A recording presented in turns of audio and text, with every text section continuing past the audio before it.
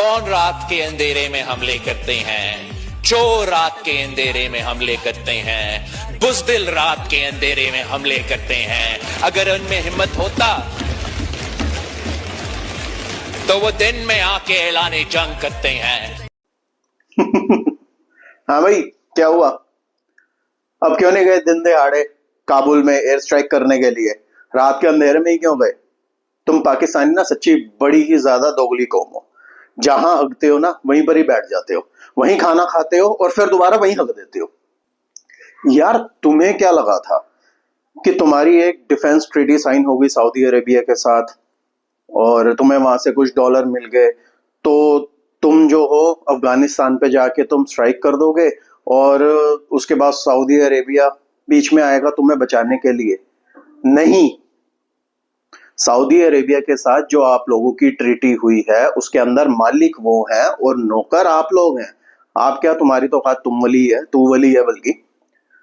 तो भाई अगर तुम ये सोच के चलते हो तो तुम बहुत बड़ी गलतफहमी में हो। वहां से कोई तुम्हें बचाने नहीं आएगा, वो तुम्हारे इस पंगों में पड़ेंगे ही नहीं। वहां से तुम्हें बस दिलासे दे देंगे। वो कभी भी मालिक अपने नौकर की लड़ाई में नहीं पड़ता। तुम्हें पढ़ना है, तुम्हें पैसे मिल रहे हैं, किराए के गुंडे तुम हो। और इस गलतफहमी में तुमने जो अफगानिस्तान के ऊपर एयर स्ट्राइक कर दी है, अब उसके रिपरकशंस होंगे। तुम्हें लगा कि अफगानिस्तान के पास कोई एयर डिफेंस सिस्टम नहीं है, तुम्हारे जैसे इक्विपमेंट्स नहीं है और वो इतने हथियार नहीं है उनके पास कि वो तुमसे सीधा सीधा लड़ सकें। और भाई उनके पास जितने हथियार हैं वो उससे भी तुम्हारी ऐसी तैसी मार देंगे। वो इतने जज्बे वाली कौम है, तुम तो सिर्फ भौंकते हो, वो एक्चुअल में है। बड़ी बड़ी सुपर पावर्स उनके पास गई। जब यूएसएसआर हुआ करता था, अमेरिका था, वहां 20 साल रहा, उससे पहले अंग्रेजों के साथ उनकी लड़ाई चलती रही, लेकिन कोई भी उन पे फतेह नहीं कर पाया। तो अगर तुम इस गलतफहमी में जी रहे हो, भाई बाहर निकल आओ। और जहां तक ट्रीटी की बात रही, तो मेरा जो एनालाइज है, यानी जो हमारा जो एनालाइज है वो ये कि ये ट्रीटी ज्यादा टाइम तक नहीं चलने वाली। ये बहुत जल्द टूट जाएगी क्योंकि प्रोपोगेंडा से बनी हुई ट्रीटी है। वो लोग आपके झांसे में आ गए, सऊदी अरेबिया वाले, और मेरे को नहीं लगता कि वो ज्यादा देर तक आपके झांसे में रहेंगे। जिस हिसाब से तालिबानियों ने अफगानिस्तान के जो आर्मी है उन्होंने जिस हिसाब से तुम लोगों का बेड़ा गर्क किया है और जिस हिसाब से तुम लोगों को ठोका है उन्होंने ड्यूरिंग लाइन पे जो चल रहा है, तो मेरे को नहीं लगता ज्यादा टाइम तक ये ट्रीटी भी टिक पाएगी। उनकी भी आंखें खुल जाएंगी और वो कहेंगे जब आप लोग अफगानिस्तान से अपने आप को नहीं बचा सकते तो आप हमारी कहां से मदद कर पाओगे। और जो तुम्हारी एक और हरकत है ना, चाइना को एक पोर्ट दे दिया, अब उसके बगल में तुम चाह रहे हो कि यूएसए भी आके बैठ जाए और वहीं पर पास में ईरान भी है। तो भाई मेरे को लगता है कि किसी ना किसी दिन तुम लोग निपटा दिए जाओगे। जिस दिन चाइना अमेरिका की लड़ाई शुरू हो गई उस दिन तुम इतिहास रचोगे, एक वर्ल्ड रिकॉर्ड कायम करोगे कि एक देश में आधे से ज्यादा उसकी पॉपुलेशन जो है करोड़ों में, वो कोलैटरल डैमेज का शिकार हो गई। मेरी बात याद रखना। खैर दोस्तों, इन जाहिलों से तो बाद में वो करेंगे। खैर दोस्तों, ये तो जाहिल है, इनको क्या ही समझाना। बाकी आज की हम अपनी रिएक्शन वीडियो स्टार्ट करते हैं और आज मैं रिएक्शन वीडियो लेकर आया हूं। ये रिएक्शन वीडियो है इंडियन मीडिया लेटेस्ट का और इसका टॉपिक है पाकिस्तान मीडिया गोज क्रेजी, किरण नाज and Faiza Khan lash out at Afghanistan. तो देखते हैं क्यों रो रही है पाकिस्तान की मीडिया। पाकिस्तान और अफगानिस्तान के ताल्लुकात हमेशा से पेचीदा रहे हैं। तो अफगान नेक्सस है, इसके अंदर जो है बाकायदा जाहिर है इजराइल की आशीर्वाद वो भी शामिल है कहीं ना कहीं। मैं कब हो गया ये?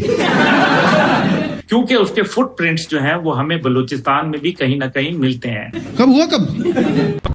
अफगानिस्तान की मुनाफिकत खुलकर सामने आ चुकी है। भारत जैसा मुल्क भी ना आपको इस्लाम का ठेकेदार नहीं, किराए का सिपाही समझता है। चल झूठी। जब चाहो जैसे चाहो दाम लगाओ और अपने लिए फिर इस्तेमाल कर लो। आप लोग रोना बंद कीजिए। इसके बावजूद हमारे यहाँ कुछ लोग माशाल्लाह चाहते हैं कि इन इस्लाम के जाली ठेकेदारों से, उम्मत के गद्दारों से बात की जाए। हसदे चेहरिਆਂ ਦਾ मतलब ਇਹ ਨਹੀਂ ਹੁੰਦਾ ਕਿ ਉਹਨਾਂ ਨੂੰ ਕੋਈ ਤਕਲੀਫ ਨਹੀਂ ਹੁੰਦੀ। 2021 की अगर बात की जाए तो अफगानिस्तान में तालिबान की वापसी के बाद इस्लामाबाद ने ये सोचा था कि शायद एक नए दौरे कुर्बत का आगाज होगा, क्योंकि अब काबुल की हुक्मरान कुव्वत वही है जिसके कई रहनुमा बरसों तक पाकिस्तान की मेहमान नवाजी से फैज़याब रहे, मगर 2 बरस के अंदर अंदर वो तमाम खुशफहमियां रेजा रेजा हो गई जिन्हें हमने बिरादराना ताल्लुकात का नाम दिया था। साला ये दुख का खत्म नहीं होता बे। तुम पाकिस्तानी ना बड़ी जल्दी खुश हो जाते हो। मेरे को आज भी याद है जब तालिबान गवर्नमेंट वापस आई थी तो कैसे तुम्हारे इमरान खान ने जश्न मनाए थे, पूरे पाकिस्तान ने जश्न मनाए थे, पटाखे फोड़े और पार्टियां की और ये कहा कि अब तो तालिबानी आ गए हैं, ये हमारे बिरादर हैं, और फोटोएं शेयर कर रहे थे चाय पीते हुए और ये कह रहे थे कि अब ये हमें कश्मीर फतह करा के देंगे। घंटा ले लो कश्मीर, खत्म नहीं होता बे।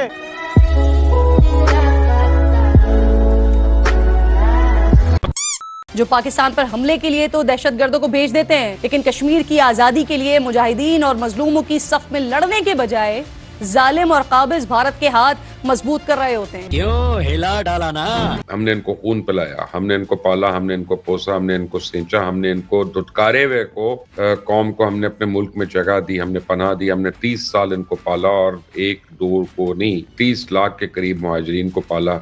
इन्होंने झूठ बोल बोल के पाकिस्तानी शरीयतें ले ली, रिश्वतें दे के इन्होंने कहीं पासपोर्ट बनवा लिए और बाहर जाके ये जुर्म करते हैं, क्राइम करते हैं और पता चलता है कि पाकिस्तानी है। ये भिकमंगे जो हैं अफगान, इन्होंने अपने मुल्क का तो नाम किया वह तबाह, इन्होंने पाकिस्तान का भी नाम का भी खराब किया। लेकिन अब इनफ इज इनफ। देख रहे हो कितने दोगले भाई साहब। तुमने फ्री फंड में उनको पाला था, तुमने फ्री फंड में उनको आने दिया था, गलत। तुम्हें डॉलर मिले थे, करोड़ों डॉलर खाए हैं तुमने, और अब तुम इसलिए निकाल रहे हो क्योंकि तुम्हें वो डॉलर मिलने बंद हो गए हैं। दोगले कहीं के।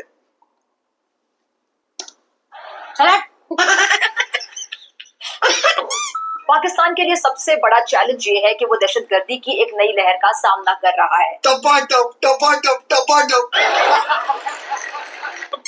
तो भैया अफगानिस्तान ने पाकिस्तान के ऊपर एक सरप्राइज अटैक किया है जिसकी उम्मीद पाकिस्तानियों को भी नहीं थी। इस्लाम का नाम लेते हैं लेकिन गाजा के मजलूम मुसलमानों के लिए उनके हलक से आवाज तक नहीं निकलती। क्या वाकई इनसे बात की जाए? हाँ भाई हाँ। ये वो हैं जो हमारी मसाजिद पर हमला आवर होते हैं। क्या वाकई इनसे बात की जाए जो हमारे उलमाए कराम को शहीद करते हैं? हाँ भाई हाँ। दूसरी जानिब से जो इंटरनेशनल दोस्तों ये दोगलापन हम देख रहे हो आप।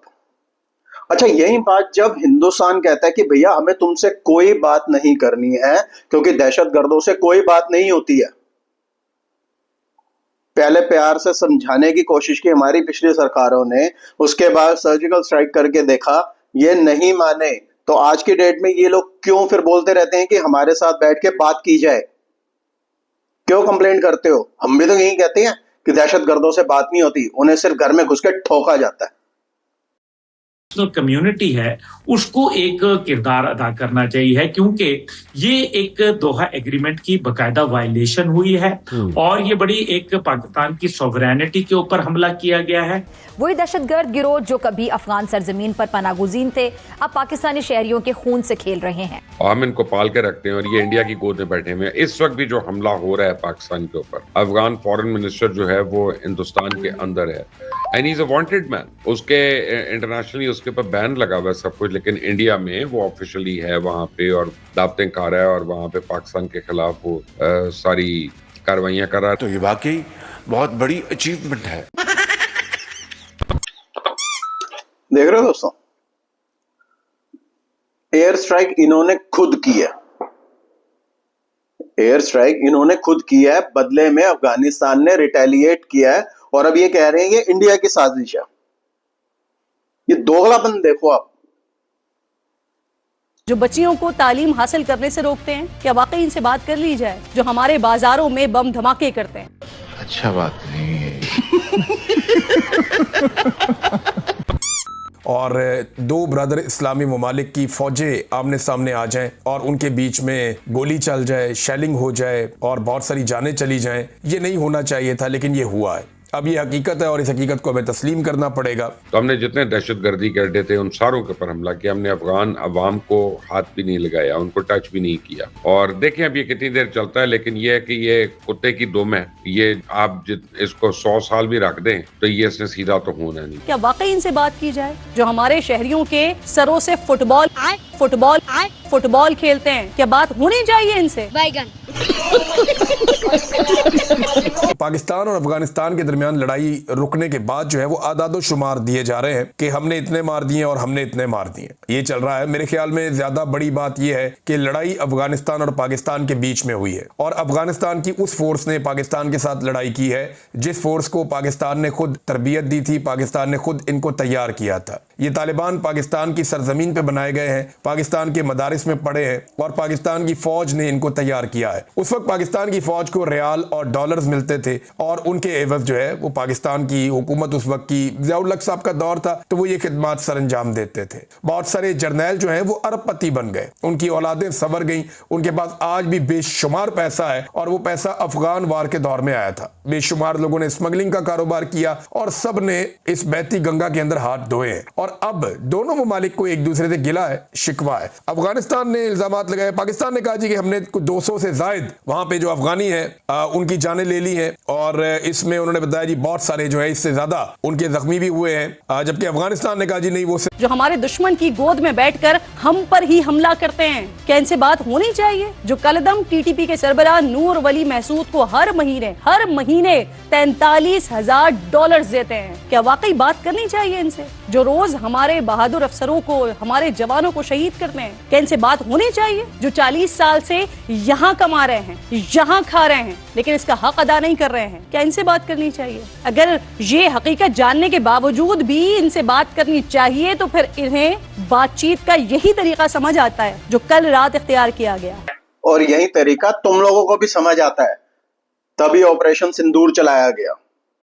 हमें मालूम है कि दहशतगर्द जो है वो कहाँ ट्रेन हो रहे हैं, जहां दहशतगर्द जो हैं उनके ठिकाने कौन से हैं। और अब मुझे अफसोस से कहना पड़ता है कि अफगान आर्मी जो है उसमें से जो हमें उनके हेडक्वार्टर्स में टीटीपी के लोग जो हैं और दाइश के लोग, आईएसकेपी के लोग और इसी तरीके से मजीद ब्रिगेड और बीएलए के लोग जो है उनको वहां हम देख रहे हैं। आखिर ये वजह क्या है?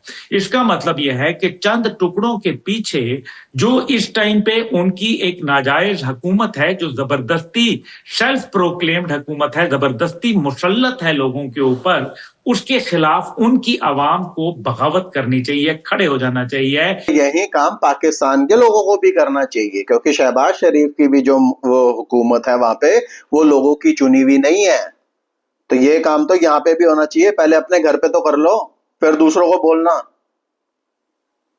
Do you see that happening कि अवाम जो है हुकूमत के खिलाफ खड़े हो जाए? Do you see that happening, कुल साहब? Sir, I see it in near future. मैं ये देख रहा हूं कि ये हालात जो हैं इस तरफ ले जाएंगे, क्योंकि मैं भी, आपको पता है, बड़ा एक उनके साथ बातचीत रहती है। पाकिस्तानियों ने सोचा था कि हम अफगानिस्तान में जाएंगे और उनके ऊपर बम गिरा के आ जाएंगे।